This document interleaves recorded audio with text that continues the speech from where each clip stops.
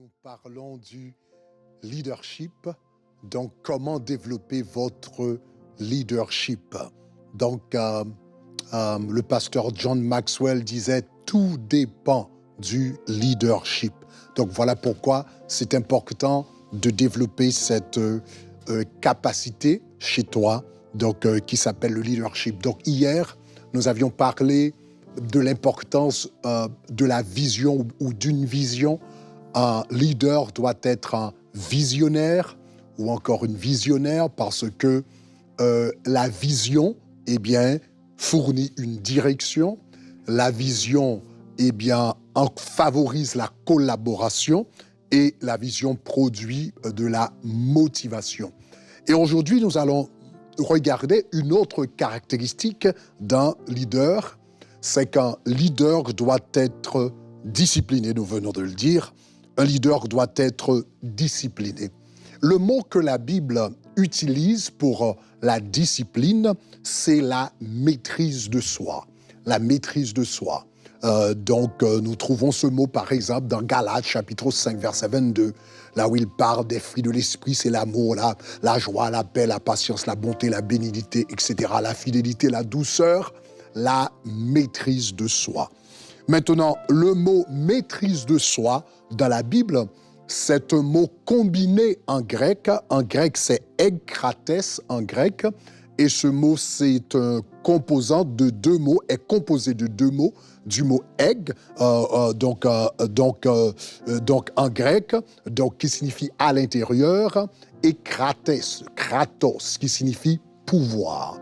Donc, le mot maîtrise de soi, littéralement, signifie pouvoir intérieur, capacité intérieure. La maîtrise de soi, c'est le pouvoir qui se trouve à l'intérieur d'une personne ou qui lui donne la capacité d'exercer son autorité sur son être intérieur. Donc, la maîtrise de soi, c'est la capacité d'exercer de l'autorité sur son être intérieur ou en d'autres termes, sur son âme. La maîtrise de soi, en réalité, c'est la maîtrise de l'âme. Et développer de la maîtrise de soi, cela veut dire, c'est la capacité de gérer son âme. Donc, quand on parle de l'âme, on parle de quoi? Les trois facultés de l'âme, c'est l'intellect, la volonté, les émotions. L'intellect, les émotions, la volonté. Donc, quand on parle de maîtrise de soi, la maîtrise de soi, c'est la capacité de maîtriser son âme. Cela veut dire la capacité de maîtriser ses pensées, la capacité de maîtriser ses émotions et la capacité de maîtriser sa volonté. Donc, en réalité, la maîtrise de soi, qui est un autre mot dans la Bible pour la discipline, eh bien, c'est la capacité de gérer ton homme intérieur, de gérer tes pensées, de gérer tes sentiments, de gérer ta volonté. Maintenant, on a parlé un peu de la définition de la maîtrise de soi. Maintenant, laissez-moi décrire un peu la maîtrise de soi. Pour moi, la maîtrise de soi peut être décrite en deux phrases. Numéro 1, la maîtrise de soi, c'est la capacité de se dire oui quand on a envie de dire non. C'est la capacité de dire oui quand on a envie de dire non. Donc parfois, quand tu es celui qui est discipliné, celui qui n'est pas discipliné, s'il a envie de dire, s'il n'a pas envie de dire oui, il n'arrive pas à dire oui. Mais celui qui est discipliné, même quand il n'a pas envie de dire oui, eh bien, s'il sait que c'est important, s'il sait que c'est crucial pour l'atteinte de son objectif, c'est crucial pour l'obéissance, c'est crucial pour plaire à Dieu, même s'il n'a pas envie de dire oui, il sait comment dire oui, il a capacité de se dire oui, même s'il n'en a pas envie. Jésus-Christ, nous sommes sauvés aujourd'hui parce que Jésus-Christ avait une grande maîtrise de soi, parce que Jésus-Christ était discipliné dans tous les aspects de sa vie. Donc vous vous rappelez, quand Jésus est venu dans le monde, n'est-ce pas, arrivé à un moment, il devait se donner pour le salut de l'humanité, il devait être crucifié pour le salut de l'humanité, mais arrivé au jardin de Gethsémani, eh bien, il ne voulait pas se donner. Il ne voulait pas être crucifié. Il n'avait pas envie de dire oui au Père.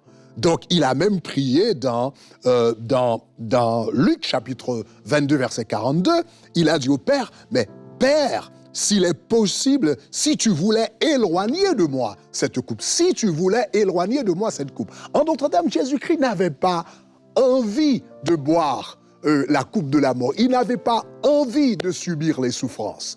Il n'avait pas envie d'être cloué à la croix.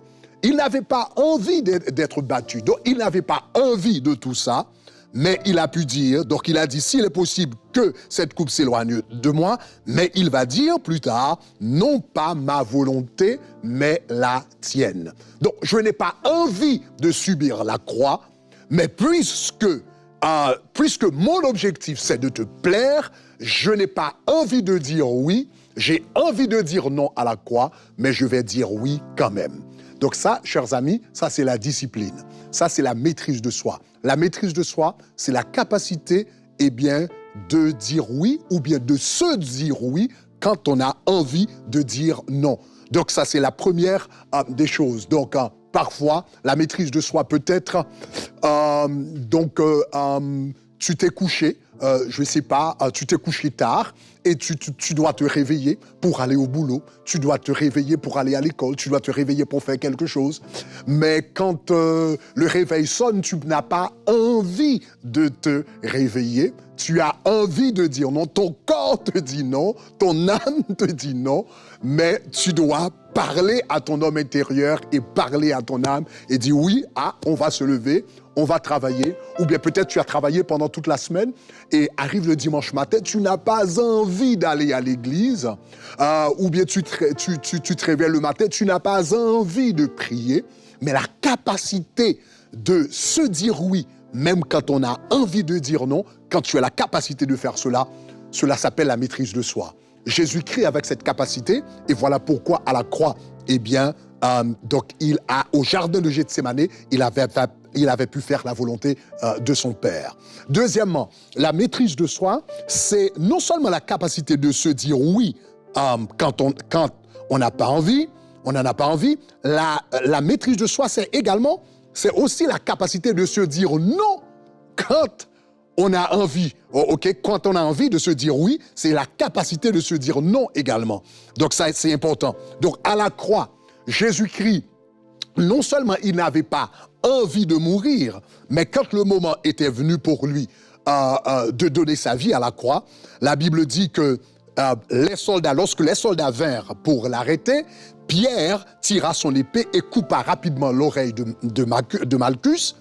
Et le Seigneur a dit à Pierre, « Penses-tu que je ne puisse pas invoquer mon Père qui me donnerait à l'instant 12 légions de démons, 12 légions, je m'excuse, 12 légions d'anges.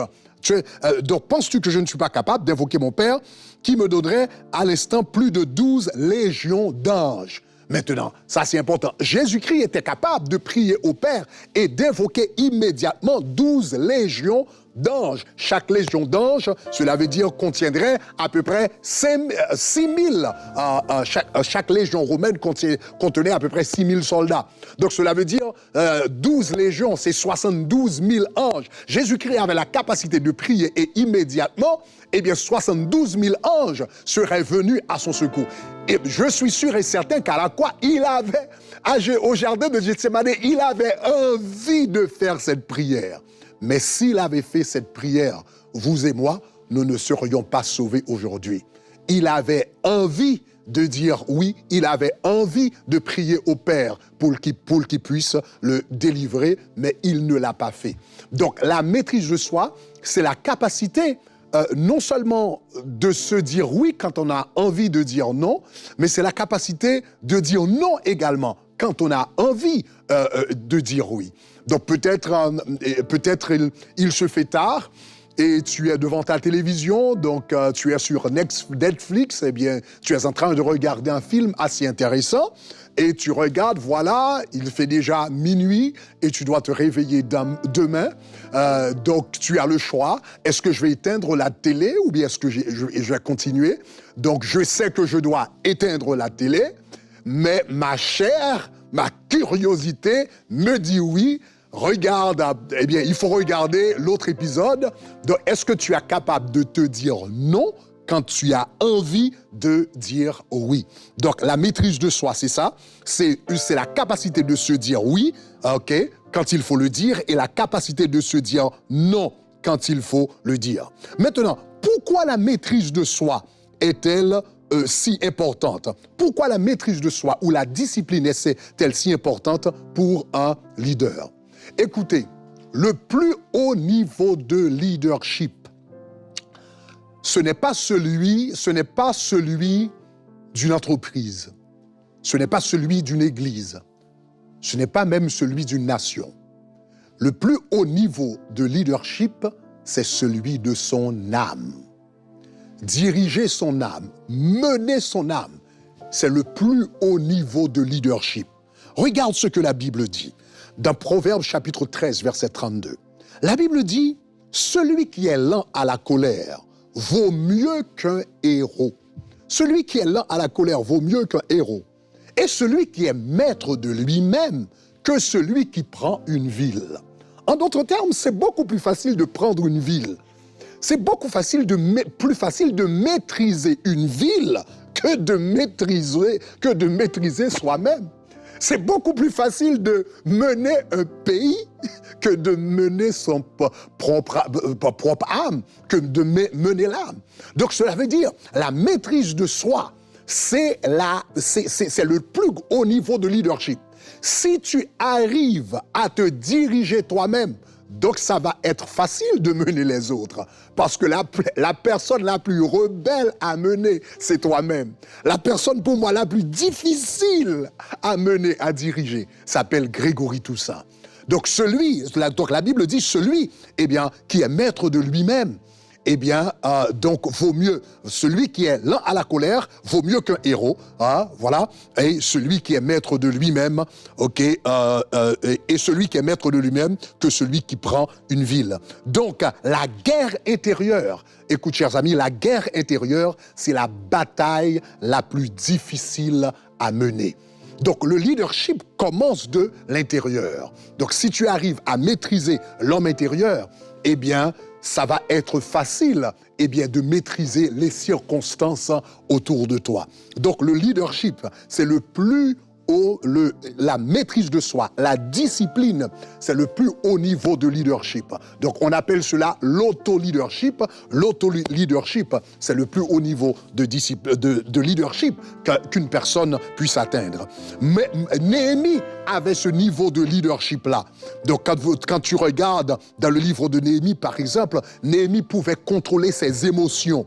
Il pouvait contrôler ses émotions. Il avait la maîtrise de ses émotions. Quand il a reçu la nouvelle, n'est-ce pas, que Jérusalem était brisée, la Bible dit que Néhémie a commencé à pleurer.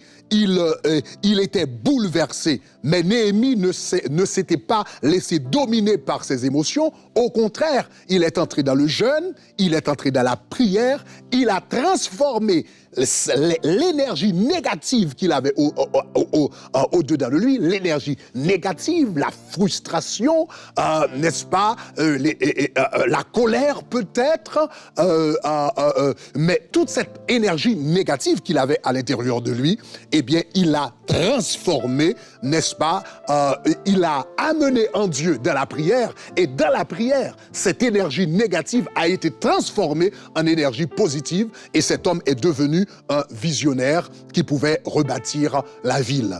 Il avait le contrôle de ses émotions. Il avait le contrôle de ses paroles en tant que leader. Quand Néhémie parlait, il avait une façon de s'adresser aux autres. Dans Néhémie chapitre 2, le verset 3, quand le roi lui adressa la parole, il a dit, il s'adressa ainsi au roi, il a dit, que le roi vive éternellement.